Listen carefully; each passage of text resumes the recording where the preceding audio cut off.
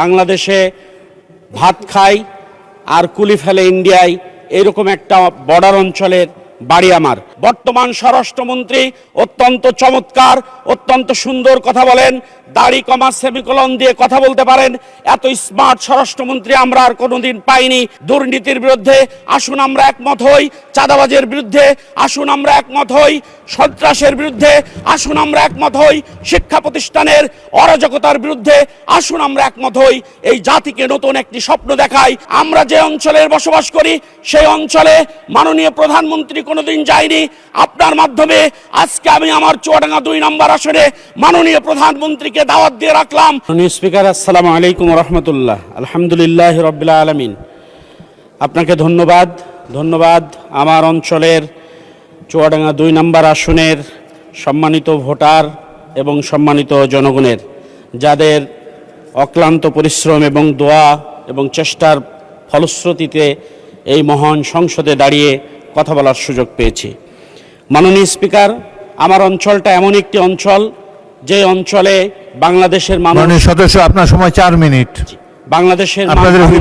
বাংলাদেশে ভাত খাই আর কুলি ফেলে ইন্ডিয়ায়, এরকম একটা বর্ডার অঞ্চলের বাড়ি আমার। এই অঞ্চলের মানুষ সারাদিন পরিশ্রম করে আর দিন শেষে চার দোকানে এসে টকশো করে নিজেরা নিজেদের মতোই ভালো থাকার জন্য।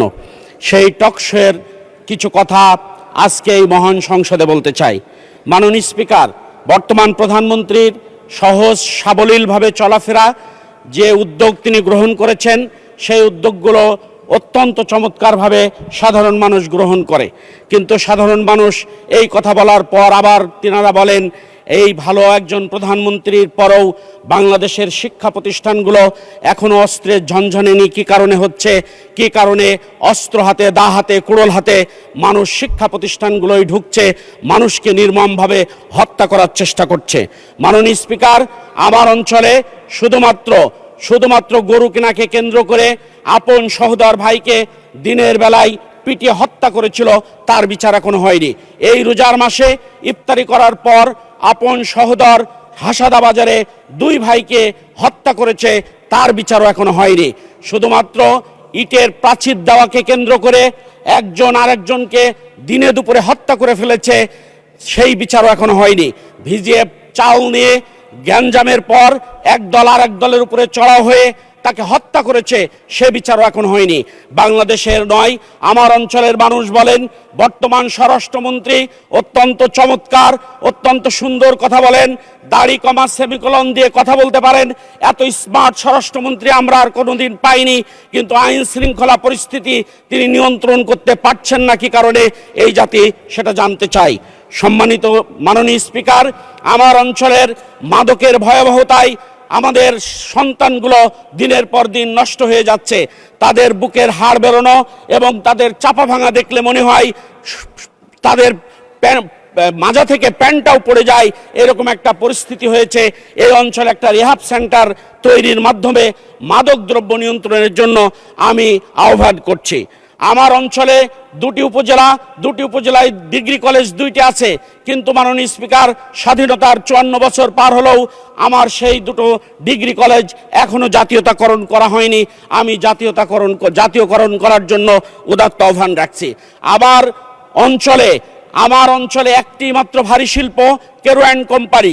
বাংলাদেশের সারাটা চিনি কল যেখানে লস দেখায়, কেরু কোম্পানি সেখানে লাভের মুখ দেখিয়েছে।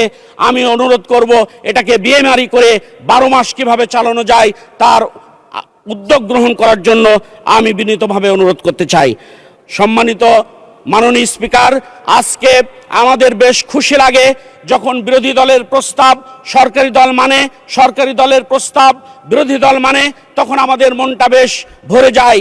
আমরা আজকে সরকারি দলকে অনুরোধ করতে চাই, দুর্নীতির বিরুদ্ধে আসুন আমরা একমত হই, চাঁদাবাজের বিরুদ্ধে আসুন আমরা একমত হই, সন্ত্রাসের বিরুদ্ধে আসুন আমরা একমত হই, শিক্ষা প্রতিষ্ঠানের অরাজকতার বিরুদ্ধে আসুন আমরা একমত হই। এই জাতিকে নতুন একটি স্বপ্ন দেখাই। আমার যে অঞ্চল, সেই অঞ্চলে হসপিটাল নেই, ডায়াবেটিক্স হসপিটাল নেই, কৃষি বিশ্ববিদ্যালয় নেই, শিক্ষা প্রতিষ্ঠান নেই। এই নেই এর মধ্যে থেকে আমি আপনাদের কাছে এসেছি। আমার অঞ্চলের মানুষ যারা ব্যাংকে গচ্ছিত মাটির ব্যাংকে গচ্ছিত টাকা দিয়ে আমার নির্বাচন করতে এসেছিল, তাদের কাছে বক্তব্য, আমরা আপনার কাছে হাড়ি ভাড়ি, আমরা গাড়ি বাড়ি কিচ্ছু চাই না, শুধুমাত্র শান্তি পেতে চাই। মাননীয় স্পিকার, এই শান্তি আনয়নের জন্য আপনি আমার অঞ্চলের দিকে উদাত্ত আহ্বান রাখবেন, দৃষ্টি রাখবেন। মাননীয় স্পিকার, আমরা যে অঞ্চলে বসবাস করি সেই অঞ্চলে মাননীয় প্রধানমন্ত্রী কোনোদিন যায়নি। আপনার মাধ্যমে আজকে আমি আমার চুয়াডাঙ্গা 2 নম্বর আসনে মাননীয় প্রধানমন্ত্রীকে দাওয়াত দিয়ে রাখলাম। এই অঞ্চলে তিনি যদি যান তাহলে দেখবেন এই অঞ্চলের মানুষ কতটা কষ্টে আছে।